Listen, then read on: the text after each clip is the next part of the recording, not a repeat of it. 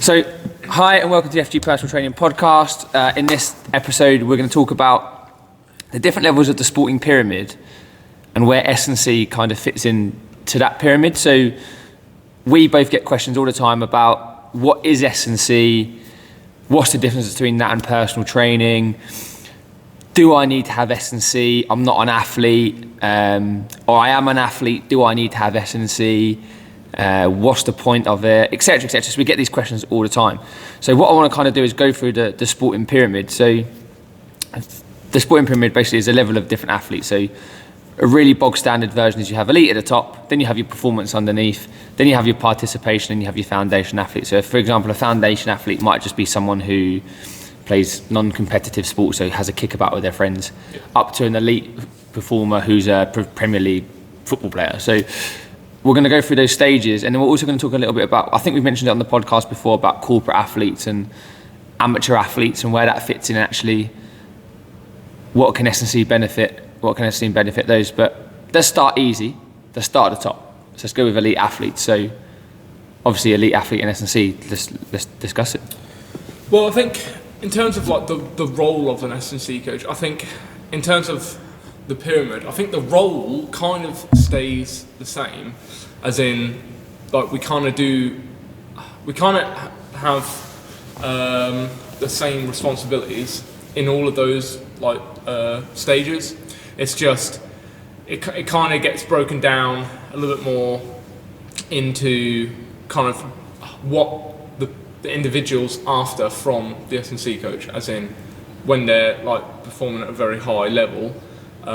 It's going to be a little more structured in the terms of like the periodization of like what phases of training they're going to working through in terms of when competitions are, because at a very basic level, competition probably might not even be a worry, so we don't really need to worry about structuring things around competition. But since at the elite level, that's kind of the whole point. We're trying to structure things around for the event, for the competition. That is the end goal. So in terms of that, I think the main difference is kind of like the planning and structure around the training. And then, I mean, have you got anything else? I mean, I think it's accessibility as well. Yeah. At the elite level, especially like pro athletes who are part of structure. So if you're a professional footballer or a professional rugby player or a professional fighter or whatever you are, or if you're going for an Olympic cycle, you'll probably have an S&C 2, 3, 4, 5 times a week, where those amateur athletes that come to the gym here, they're often self-funded as well, so they have maybe access to it less, maybe once, twice a week at a push as well. Yeah, that's a good point. Yeah. So I think at the elite level, obviously S&C is probably deemed more important by, maybe not the athletes so much, but definitely by the structures that employ those athletes, because they'll be employed athletes at that stage. So I think, yeah, definitely around the competition side of things, it's definitely more structured on that. And I think as well, you probably get more variety from sport to sport than you do at maybe an amateur level. Yeah. Because I think with what we deal with occasionally, like I know, for example, I've had athletes come in who are very good at their sport, but maybe don't move as well, or maybe aren't as fit. Mm-hmm. So you kind of do a one-size-fits-all. Yeah, general approach. Yeah, just make them a better athlete. Just make them. And sometimes as well, like I train a lot of like youth athletes, and I think sometimes as well, it's just about inputting good habits for life. Yeah. So it's just about good exercise habits as well. Where I think and sometimes those programs, whether I'm training rugby, tennis, whatever it is, sometimes the program can look similar. But I think, like you said about the competition stuff, like you can't compare a boxer and a Premier League footballer, because a boxer may compete, so fight 2-3 times a year, where a Premier League footballer is competing every weekend. Yeah. So every weekend there's another competition. Every weekend there's another match where they have to be tailored through. And okay, I know sometimes that I've done a bit of research on this stuff and spoke to guys that do it, and maybe sometimes they go, oh, this is a match you should win. We'll just continue training through that competition. But that's a risk. That's a huge risk to take, especially in the team sport like rugby, cricket, football, where they do have a fixture list, and basically every match is a competition. Yeah. So obviously that has to be structured completely different to, say, a fighter's 12-week block or something like that. So I think you probably see more variety as well at the top level. And I think that's where one thing we don't do here so much, like me and you, is we don't really train teams of people. That's what I was going to So we don't have that variety. We don't even have that variety across the team, do we? No, not really. I think like you say, here it's a little bit more of an individual one-to-one basis, isn't it? But yeah, at the elite level with team sports, it's almost built in, isn't it? Strength and conditioning is built in as something that they just do, whilst we're a little bit more, say, approached by maybe individual athletes, where it's something that they want to do. So it's something that they've chosen to come do. Whilst at elite level, where you're in a big club, it's just something, it's kind of on the schedule. They just, have to go here this time and do the strength and conditioning. Yeah. So again, I think it's, like you say, the structure not only of the programs and stuff, but the structure of how it's built in to kind of the whole sort of regime around being an athlete can vary depending on what sport you're in. But yeah, like I say, team sports generally, it's just built in for them to do. It's kind of all funded for, but individual sportsmen tend to potentially have to pay for it themselves out of their own pocket. So I think that's kind of one big difference, definitely. I think it depends on the level as well. So like the sport pyramid is very different to the amateur pro pyramid, because pro just basically means you get paid. Yeah. And I think as well, there'll be guys on the Olympic cycle who are individual athletes, but just look at someone like a Chris Hoy or someone like that. He was a pro elite athlete in cycling, but he was part of GB cycling, so he'd have had that S&C built in as well. I think where the difference is when you get like maybe the semi-pro or amateur athlete. I think that's where the big difference is, because there'll be elite athletes by definition that compete at an international, national level that are amateurs. So like I know in my sport, karate, there'll be plenty of guys that are competing at international level, but that hold down 9-to-5 jobs. Yeah. And like you say, I think that's where the structure then changes, because they won't have S&C as part of their routine. They have to then go and find that. And I think that's where the difference between like amateur and pro is. I think that's where the big difference is between, because even a pro athlete, even if they're competing at like under 21 level, under 20, under 18 level, they still have access to S&C because they're pro athletes, and that's their job, and that's because they're employed or they're being funded. That'll be part of what they do. So like, for example, I know a couple of guys who went through the GB Taekwondo system. So they were elite athletes and they ended up leaving their jobs. They got fully funded to be part of the GB set up in Manchester. They got S&C because they're fully funded athletes. They became pro athletes. That became their job. S&C was built into that structure. But before that, when they were semi-pro or amateur, if you like, because they weren't being paid at all. It was something they had to go and try and find themselves. Yeah. But they were competing at the elite level. So they were amateur in terms of their job specific, but they were elite in terms of the sport pyramid. So they were competing at world championship level, European championship level, and they were winning medals at European and world level. Yeah. But they had regular run-of-the-mill jobs. So it almost very much depends on the governing bodies of the sports, doesn't it, in terms of how it's structured, or how strength and conditioning is structured within the sport, isn't it? So obviously, like big team sports, football, rugby, that sort of thing is going to be, it's just built in now, isn't it? It's just something that they have to do. Like even in academies, it's just something that it's just there. But like you say, with some of the more individual sports, it's only really when you get in, like if the governing body's quite well funded, or it's quite well known or big, where it's kind of like that's where it's implemented. And if the governing body picks you up, exactly. Like you might be part of GB Cycling and competing in their events, but if you're not funded by GB Cycling, you've got to do your own stuff. Yeah, do your own stuff. And I think that's where a lot of people get left behind in that kind of world. But I think elite level, S&C is really important, because if you're competing at the top level of your sport, S&C is important. But this is where then the pro amateur thing comes in, or semi-pro amateur thing comes in, because like Norfolk, where we are, for example, massive semi-pro football scene. They all get paid to play football. There's no S&C because they're semi-pros. They've all got normal jobs, but they're paid to play football, yes, but at a semi-professional level, the clubs don't have the money to implement their own S&C. But yet, you're probably saying, I mean, for them, they're probably competing at, if maybe not at the elite level, but then this is where the sport pyramid comes in. They're definitely competing at a performance level. Yeah. They're in competitive matches. They're probably playing in local, regional leagues or national leagues, some of them. Like look at Kings Lynn, for example. They're playing in the National League, but yet they're semi-pro footballers. A lot of them have other jobs. Yeah. So even though they're being paid to play football and they're competing at a good level, National League, I think if they get promoted, they're playing in professional leagues. Yeah. So, but they're still semi-professional footballers. So Yeah. they're competing at a good standard. But there's no S&C built in to their program. They have to do it themselves. Yeah, it's something that they do individually. Yeah, which is, I think this is where like because I think it's important across all levels of the pyramid, isn't it? And this is like one of the topics. Like I think if you're at the performance or the elite level, you have to be doing S&C. Yeah. You have to be doing S&C, whether that's funded by a governing body or whether that's funded by yourself. I think when you're competing at least regional, national level, you've got to be having S&C. I mean, what do you think of that? Yeah, definitely. I think as time goes on, it's becoming more of a like a well-known topic that people or athletes, they know that it's something that it's needed. Whilst before, like it was just like no one really knew what it was. Like no one was really doing it. It was just like to go to the pub, have a few beers, and go play footy or whatever. Yeah. But now it's this, like say, the structure and the knowledge behind it and the understanding of like kind of what it does. It's now to the point where everyone's like, okay, this actually works. Yeah. So, like say now it's kind of like implemented so much that people know it's almost an essential if they want to try and make it to the top of that pyramid per se. And I think that's the thing, like, and I think then going back to that kind of that pro amateur thing.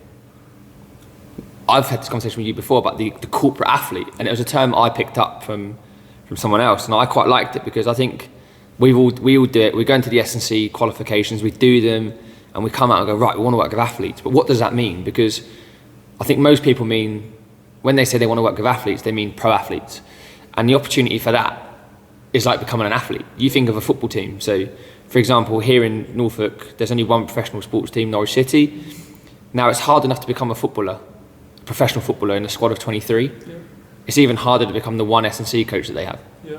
So the opportunity is even less to become an S&C coach. But actually, you get guys like semi-pro who do compete at a good level but need the S&C, but they're not pro athletes. Yeah.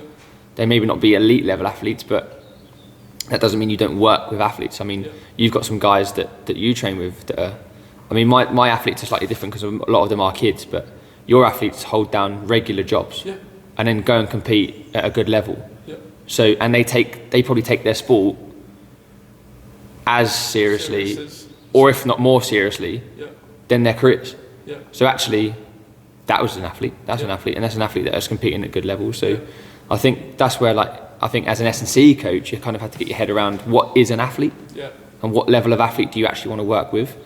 And that doesn't. You can still train elite athletes. Doesn't mean they have to be professionals. Yeah. Again, back to this amateur thing. Just because they're not being paid, if someone's competing at a world level or a national level, by definition, they're an elite athlete. Yeah. So we have quite a few athletes that train here at a national level and compete nationally and do these things. So to me, they're elite athletes. Yeah. But we're working with those day in, day out. Yeah. They're not professionals, they're not being paid, but they're still an elite athlete. Yeah. So I think that there's just by definition on that sports pyramid as well. And I think those guys see the benefit, and hopefully by those guys doing that, it spreads the word a bit that actually, if you are competing at those top two tiers specifically, that you should be getting some sort of S&C, even if it's once a week. Yeah. You should be getting some sort of S&C. I think other people would recognise, well, what are they doing that I'm not doing? And when they start to dissect everything that they're doing, that potentially might be one thing that they're not doing. Yeah. So it's going to, like say, more likely that they're going to start trying to jump on that and take it upon themselves to try and find somewhere that they can start implementing those things. Yeah. Let's go to the bottom level then, so the foundation level. So foundation level of the sports pyramid is non-competitive sport. So me and you go and have a game of football at the weekend, just kick about in the park, or like we go and do a bit of boxing training or something like that, but it's non-competitive. Yeah. So S&C for that. So I've got a lot of guys that come into the gym that are non-athletes. They all talk about strength and conditioning. What is it? Do they need it? What? And for me, strength and conditioning is literally the planning of training towards a goal. Mm-hmm. Now that goal might be, I want to lose 3 stone. You still need the strength conditioning program. Okay, it may not be as structured. I mean, I don't know what you do differently with your general pop, but really the only difference I do with my general pop to athletes is probably less testing.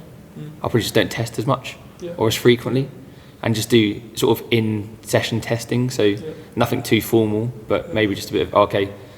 They don't squat as well, or they don't lunge as well. We need to work on that a little bit. I don't know how you see it, but I think I agree with that. Like you say, it's it's almost less strict within, like you say, those testing parameters. Like you say, it's kind of like on-site testing. So if you pick things up whilst training, don't get me wrong, you still do that with the guys who you are testing as well. But I feel like that's probably, like you say, it's probably more, without even thinking about it, I kind of just do it. Yeah. It's not something that I decide to do, it's just something that I just do, I guess. I think it's just less formal, isn't it? Yeah, I think it's kind of, it's like I say, it's a less formal way of like doing it, I guess. Yeah, and less formal way of testing it. And even like people that come in, like I've got people that come in and they have maybe like physical jobs. So they go, I do this, I do that, I've got a knee problem, I've got a back problem, like it's actually starting to affect my work. I need to kind of build that up. That's S&C. That's performance S&C, because, okay, they're not performing in a football match, but they're performing at work. And there's a goal that they want to achieve. Yeah, and they can't, and something is hampering them from performing well at their job. So to me, that's S&C. Because an athlete's job is to win a football match or win a rugby match. And they come to S&C to improve that and to give them the best chance of winning that match. But that's no difference to someone coming in and going, I'm a cleaner, I've got a bad back and I can't do it. So I need to improve my back in order to perform my job. And to prevent injury and to create more robustness for their job and blah, blah, blah. So to me, that's S&C. And I think where, and so when people say, I'm not an athlete, I don't need S&C, everyone needs S&C. I think just like training in general, like as soon as it becomes more structured, it just turns into strength and conditioning, really. It just kind of turns into S&C. But look at the words, strength and conditioning. Building strength and building your condition. It's nothing. And I think there's been, I think what happened was, and maybe you feel differently or maybe you feel the same, but strength and conditioning was like a bit like psychology in sport. It was a bit of a dirty word, I think. And I think athletes like, no, I don't need that. You only need that kind of if you're weak. I'm strong already, I don't need that.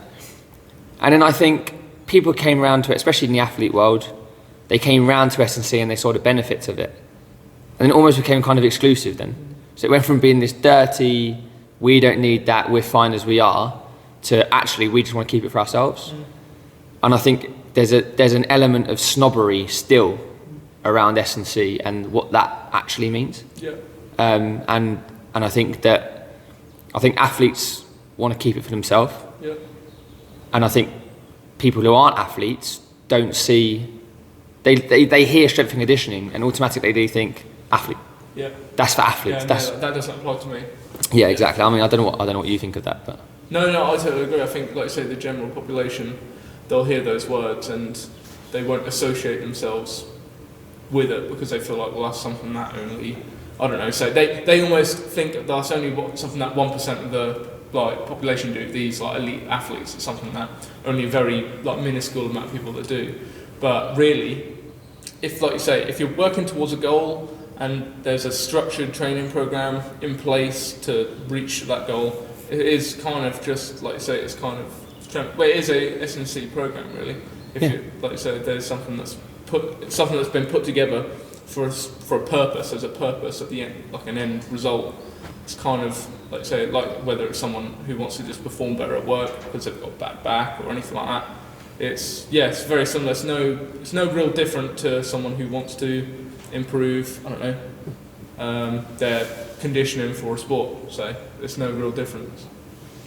Exactly. And I mean, I've had people come in and go, right, I've got a year, I need to lose 3 stone, or I need to get into this size dress, or whatever it is. But that's a specific goal in a specific time. So to me, that's athlete stuff. And you put something structured in place to be able to do that. There's no difference to being an athlete. So, I mean, I've had clients before that come in and go, I'm getting married, I want to be this size dress. I'm currently this size dress. I need to lose it in 6 months, or I need to fit into this dress in 6 months. That's no different to someone coming in and going, I'm a semi-pro boxer. Yeah. I've got 6 months. I need to get fit for this fight. Yeah. It's the same thing. Yeah. You got the same time frame. You've probably got the same amount of time with the athlete in terms of sessions per week, or person, or whatever you want to call them. But to me, I don't look at it any differently. Yeah. I would just probably, like I say, do less testing, or less formal testing. Yeah. So I probably wouldn't be getting out the jump mats and doing performance-based measures when I don't really need to, because the goal is different. Do you know what I mean? And even when you get people who, like, you get a lot of people who come in and when you ask them, you know, what do they want to achieve? A lot of people say, I don't know, just want to get a bit fitter, really. Just in general, just want to get fitter. Again, that's still kind of something structured, because within S&C we have this GPP, and really that's all you're doing with these guys. It's just a little bit more general physical stuff, just preparation stuff. Just get them better at everything. Just do a little bit of everything. But even then, you're still working towards the goal of getting better at everything. But even then, you may do some form of informal testing with them. So your squat has gone up 10%. Yeah. That's still a test of sorts, isn't it? You're now squatting 10% heavier. Like back on the subject of people losing weight and stuff. So we weigh people in. To me, that's a fitness test. So if I've got a football player, I might do performance testing such as jump testing or medicine ball throwing or something like that to kind of test their power or test whatever, or do speed or agility testing. So I might do those kind of tests with it because that relates to what they're doing. Yeah.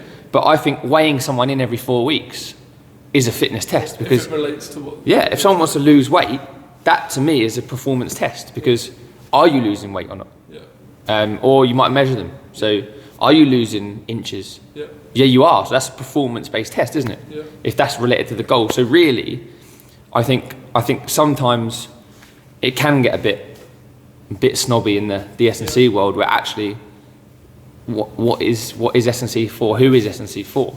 And it doesn't matter where you sit on the sporting pyramid, whether you might not even be foundation level. You might do absolutely nothing. Yeah. But if there's a goal at the end, then that is definitely I think, S&C. Like we said, the only real difference is where it starts to maybe change is the higher and higher up you go on that pyramid, the more it becomes about just keeping athletes injury-free and stuff like that. Like, don't get me wrong, you want to be injury-free with everybody, but you become way more cautious, definitely, because if an athlete gets injured, they can't perform. So I think that's definitely one thing. It's about keeping an athlete fresh, but then that comes with the structure, keeping everything structured and planning things properly, making sure that you're not doing anything that you shouldn't be doing at certain times because it could risk injury. I think that comes with all of that as well.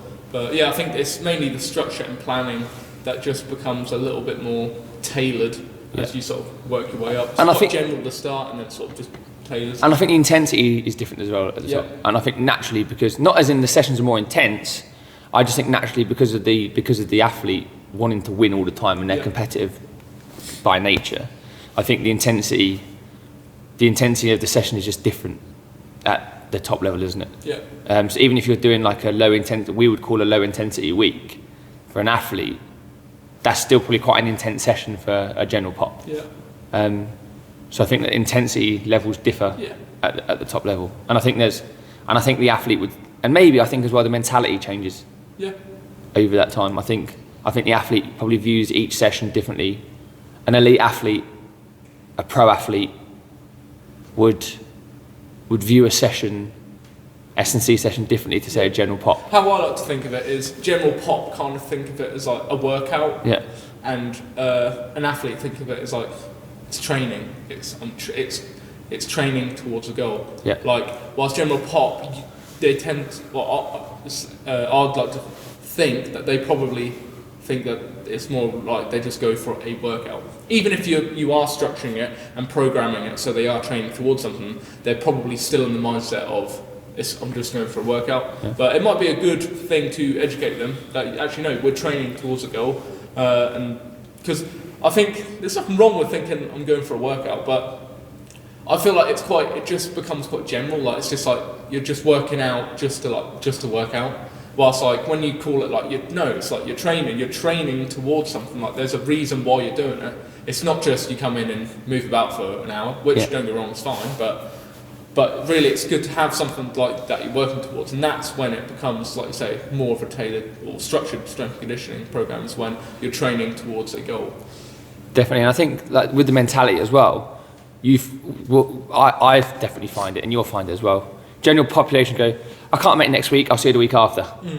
Athletes go, I can't make my session next week, have you got a different day? Yeah. It's just a different mentality. Or is there anything I can do because blah, blah, blah. Yeah, it's a different mentality completely. Yeah, they don't want to miss it. There's more on that session. There's definitely more on the session. If they miss a session, my opponent or my opponents aren't missing sessions. They might be training harder, they might be doing more, blah, blah, blah, yeah. Yeah, it's mad. And I know Floyd Mayweather used to train like early in the morning because he used to think that if he was... So even though he did probably just as many sessions as his opponent, for him, he's like, if I train at 3 o'clock in the morning, I know my opponent isn't doing that.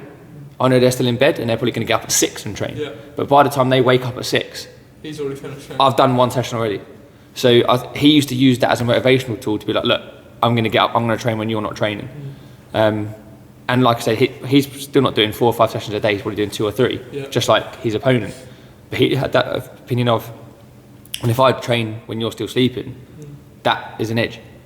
I think actually getting back to that, that's another thing where things can change with elite level, is with general pop, you haven't got so much to work around. Like they might, like say, if it's someone who's playing at foundation level, they might kick a ball around once or twice a week. So you can plan the training around it. Whilst at elite level, they might be training 4 or 5 times a week of, like say, skills-based stuff. Then they might be doing other bits and bobs with other people. So it's like, okay, so you have to take all of this and try and find where your stuff fits in, where the S&C fits in around it, so that it doesn't interfere with anything else that they're doing. And I think again that comes in with the planning, and down that pyramid it kind of gets easier and easier to do. Down that pyramid, at the very top it's quite difficult to sort of find that place where it fits in because there's so much that they're doing. So, but as you come down, it kind of becomes easier to fit things in because they're probably not doing as much.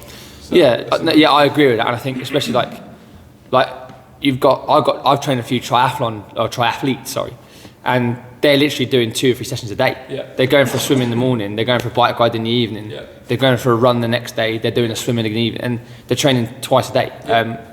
That young lad I got to come to here who's a swimmer. He's at school, so he's what, 14, 15 years old. He swims pretty much every day. Yeah. And there's 3 or 4 days a week where he swims twice a day, and he's got school. Yeah. So he's literally swimming in the morning, 5:30 in the morning, then going to school, and then going straight to the pool again after school, and then trying to fit in S&C as well as all of his other stuff that he does. And he actually now comes out of his PE lesson at school to come and do S&C at the gym. So like you said, that is a lot harder when you've got a person that competes at a higher level who's doing more skill-based sessions. To find that place for it. Yeah, definitely. Without getting them doing too much. Yeah. So that's definitely another reason, or another way it can sort of change between a lower level and higher level. Definitely. Yeah, definitely. But I think to wrap this all up is basically, it doesn't really matter where you are in the pyramid, whether you're an elite athlete or whether you're a foundation athlete or whether you don't do any sport at all. S&C will definitely benefit you in some fashion. Whether that means creating good habits, whether that means protecting an injury, helping you perform better at work, just living a healthier lifestyle, or whether that's completely performance-based and will make you stronger, fitter, faster, more agile. S&C definitely has a place for everyone. And that's whether you're amateur or pro. And I think what we try to do here is try and make it accessible. Yeah. We'll try and make it affordable.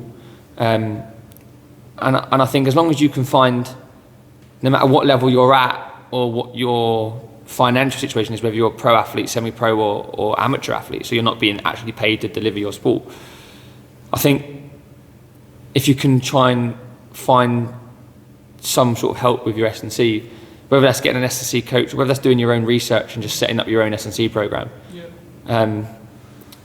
there's definitely benefit to partaking in some form of S&C, whether that's, like you say, a completely tailored, elite, periodized plan, or whether that's actually just, do you know what, I'm just going to get in the gym and throw a few weights around even that is better than not. Yeah.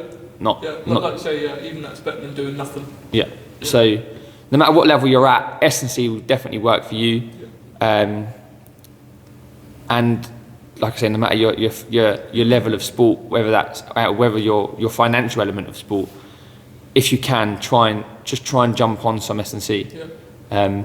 Even if it's for a brief time only, or go and maybe you have to go and see a coach maybe for once a month, but just get that. Yeah. Just get that reinforcement Learn of as well. Learn yeah, how to, yeah, get that reinforcement of S&C, because I think it's massively important, not just for performance, but just for creating good habits, right?